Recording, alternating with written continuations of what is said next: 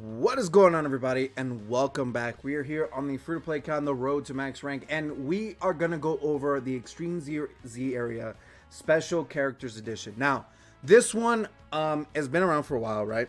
But two new stages have been added for the int Bulma and the STR Great Saiyaman and Videl card, which is really good. Both are actually pretty good free-to-play cards that can add a lot of power to your teams and stuff like that, and they help a lot of like failing teams for sure, right? The Bulma is actually really good. This is not a event completion video. This is like entirely just for the builds, right? So this is a team that I used to complete the Bulma one, which is just a double youth category leader. All of these cards are free to play outside of the STR Gotenks, but I'm pretty sure you have this guy. Like, you have a copy of this guy. If you don't, you have the even better version of him, which is the Fizz one, right? The only reason I don't have the Fizz one, I have the STR one. Dude, I have him rainbowed, and I rarely summon on this account. Every once in a while I summon, right? So you probably have him, and everybody else is a free-to-play card. So that's the team, and it's exactly replicated for the Great Saiyaman 2, the Great Saiyaman 1 and Videl card. Now, what you could do here is you could make an androids team. You could make something completely different. You can also run the Vegito leader skill, right, which is an all types 80% across the board leader, and then you can run whatever you want, right, outside of being able to utilize the friend leader, which is fine. That's why I just kind of went with the youth team, just to have, you know, stats and stuff like that. But the event's not difficult. Nonetheless, that's pretty much it. Where was I? Oh yeah, we were going to go over the build. So we're going to go over Bulma first. I fully awakened her. She's fully easy 8, 15, all that stuff, right? And we're going to go over her kit and how I would build her. The build's already on screen, so if you just want to see that and just move on, right? There you go. All right, so Bulma Youth, right? Dragon Ball Seekers category, key +4, at all stats 77%, or in type 3 key, all stats 50%, right? So, whatever, right? All right. Passive skill activates the interest animation once only, and attack and defense 40%, and a chance of evading enemies' attack, including super attack, plus 29% for the first 4 turns from the start of turn. For the first, for 4 turns from the start of turn, when there is an ally whose name includes Goku Youth on the team at the start of the character's attacking turn. Attack and defense 140%, a high chance of evading enemies' attack, including super attack, plus an additional attack 41% within the same turn with each attack evaded, including super attack, plus an additional attack and defense 81%, and key +9 when there is an ally whose name includes Goku Youth attacking in the same turn. She is a DB Saga category allies, attack 40% and defense 29%, self-excluded. Her super attack effect is causes supreme damage with a high chance of stunning the enemy, raises attack and defense by 41% for 4 turns. She can also launch a 9-key super, so there you go. Her links are Shocking Speed, Money, Money, Money, Brainiacs, The Incredible Adventure, Guidance of the Dragon Ball, Scientist, and Shattering the Limit. Categories are DB Saga, Earthlings, Youth, Peppy Gals, Earthbred Fighters, and Dragon Ball Seekers. And her best linking partner is the Tech Bunny Bulma from that Bunny Mob event. She's probably in line for an easy 8. If she is, dude, she activates so much of her links, right? 5 out of 7. Her second best character is the LR Jackie Chun from the World Tournament. He unlocks floor, which is really, really good. The next best one would be, I mean, there's a bunch of bleh, right? But there's a lot of potential here, for sure, for potentially making her really, really good, especially for Earthlings and Earthbred Fighters, dude. It's just insane. Earthbred Fighters is the better Earthlings category. That's all it is, right? Which is ridiculous. But nonetheless, she's incredibly good. So how personally would I build her? I would build her with full dodge and subsidize additionals. That's it. Don't build her with crit. She's not a damaging character. As much as she looks like a damaging character, with the every time she evades, she gets 41%. It's completely mitigated by the fact that her attack set is 14,500. You can maybe increase that to 15,000. but it's like her links themselves are not like huge attack boosts. They're not, right? All of them but one. All of them. No, but 1, 2, 3, 4, 5. 5 out of her 7 links are all key links. Key +2, key +3, key +2, key +2, key +2. She is a bona fide support. Like, she's built to be a support character, right? Like, she has gotten to Dragon Balls, who cares? But she's literally, she literally has that link to help everybody else with that fucking link, right? But dude, she gives shocking speed, money, scientist, shattering the limit, and the incredible adventure to everybody else who needs them. She doesn't need key herself. She gives herself +9, and she starts with 6, and she only needs 3 more to super. Like, she doesn't need that much, right? She genuinely doesn't. And more than not, she has shocking speed with somebody. She has money with somebody. She has shattering the limit with somebody. She'll have the incredible adventure with a lot of characters from DB, right? And got into the Dragon Balls. So she doesn't need key. All these key links are for literally everybody else, which is really, really good. The biggest link for her is Brainiacs, because that's a huge attack and defense, 15%. Scientist is a straight up 20% defense, right? And so is money. But everybody else is literally just there to help everybody else, right? So she has good potential for defensive capabilities being a free-to-play card. She doesn't, and oh, damn, I didn't read this part. Raises attack and defense by 41% for 4 turns. So she gives herself attack and defense for 4 turns at 41%. That's ridiculous. You can imagine, could you imagine that boost on a freaking, like, could you imagine that boost on, like, AGOKL? Like, if AGOKL just straight up gave herself 41% attack and defense for 4 fucking turns, you know how crazy she would fucking be? Even more so than she already is? No, that's the kind of stuff they give to weaker characters because they won't be as crazy, right?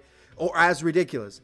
But she is ridiculous because if she dodges a whole bunch before, she can do good damage for a like a 100% true free-to-play card. She gives herself her own rainbow. She gives herself her own rainbow star. Like, her event gives you all the orbs and all the resources necessary to rainbow her for free. So this is a true free-to-play rainbow card, right? And she does all this stuff, right? And she's support for one of the most underrated categories in the game, which is DB Saga. No, underappreciated categories in the game, which is DB Saga. And probably has some of the best potential as well for crazy-ass characters and unique named characters, right? Which is really, really good.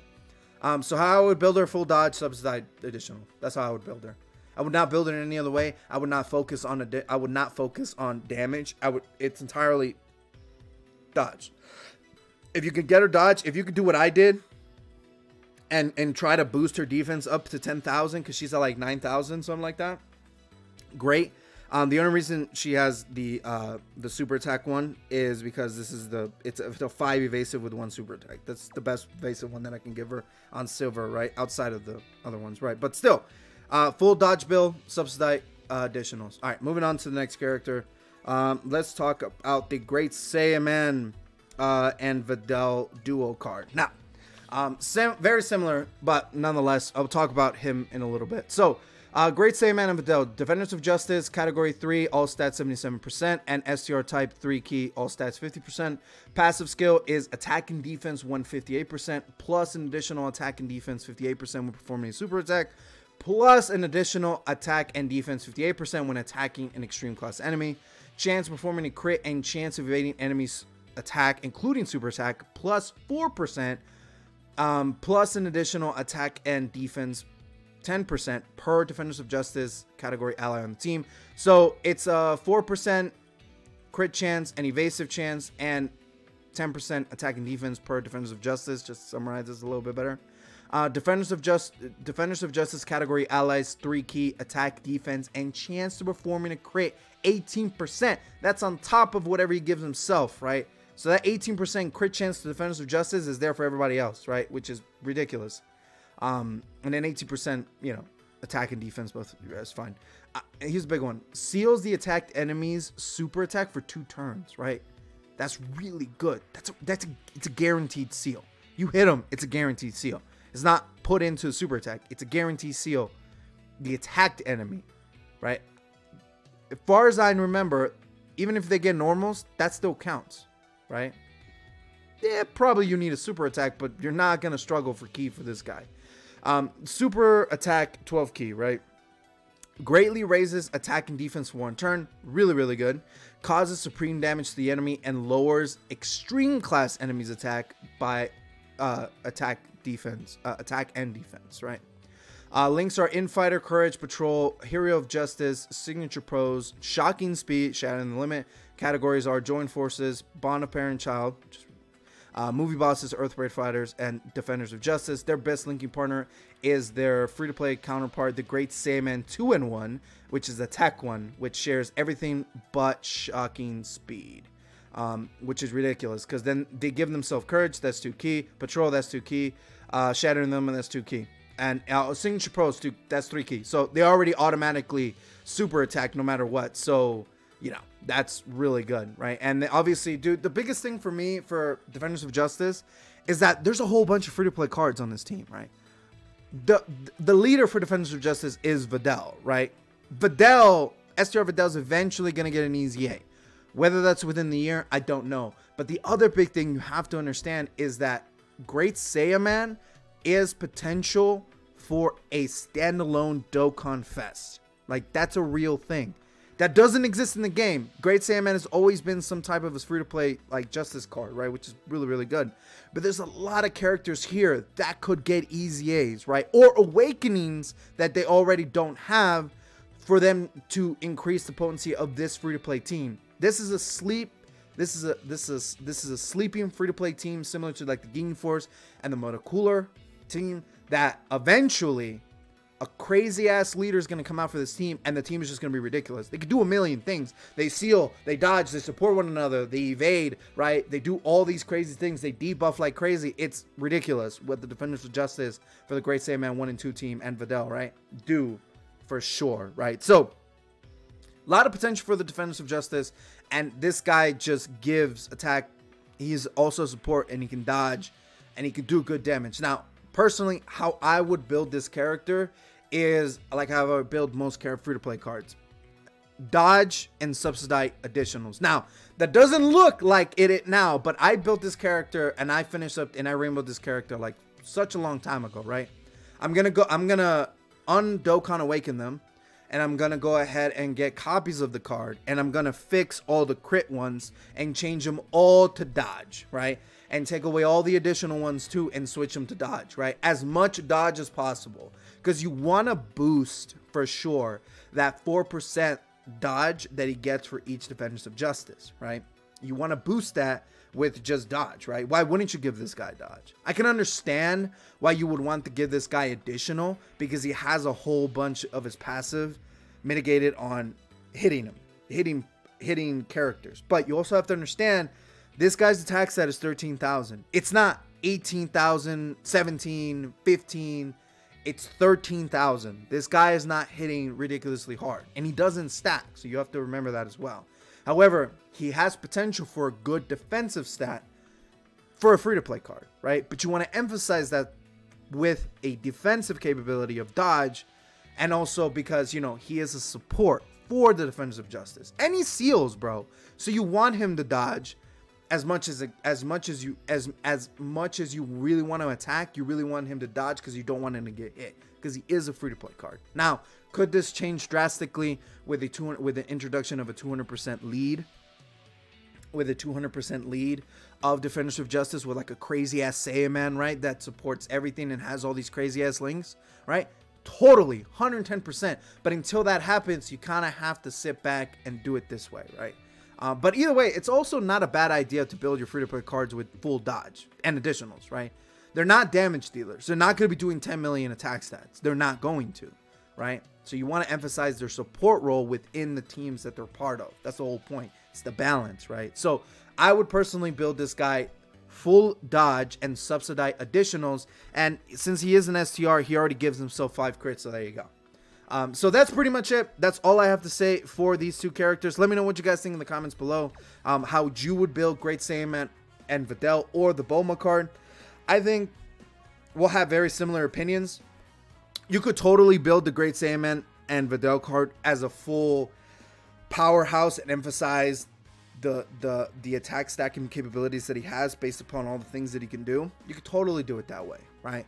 But again, I personally feel building him with full dodge and subsidizing additionals is the better way. But again, let me know in the comments below what you guys think. Do you think the Great Saiyaman 1 and Videl card have potential to be even greater and crazier once possibly a Dokkan Fest Great Saiyaman comes out, right? And dude, the Bulma card's gonna age so gracefully. Dodging characters will always age gracefully, right? For the most part, and she's going to help youth forever, right? She's gonna age very well. Both these characters, I feel, are gonna age pretty well. The Bulma more than the Great Saiyaman, but that's besides the point. All right, I'm out of here. Let me know in the comments below what you guys think. Make sure to like, comment, and subscribe, and I'll catch you guys later. Peace. Take care.